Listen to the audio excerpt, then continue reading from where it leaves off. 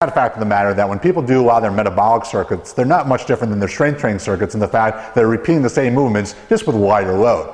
What we want to do really in the metabolic type training is be able to expose our bodies to many different planes of motion and movement patterns. And that's really one of the great benefits to using the Ultimate Sandbag. So Jem and I are going to take you through two of our favorite drills that a lot of people miss out on because they think in very small frames of what they can do with different exercises and implements.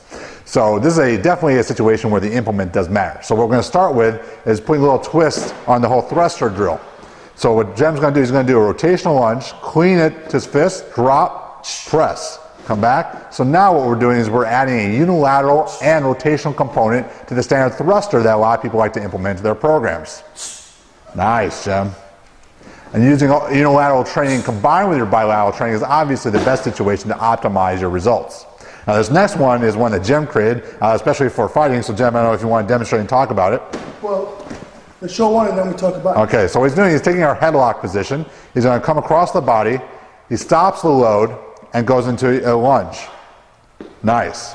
So you see the rotation he's producing down there causes acceleration and deceleration coming back up.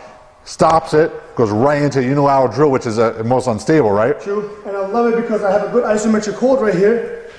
Same difference between throwing a punch.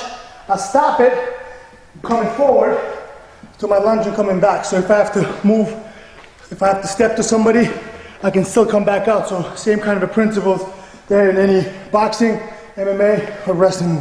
These pivoting actions in unilateral exercise are so important because when you analyze sport movement, very few times are we sat down on our heels and we're playing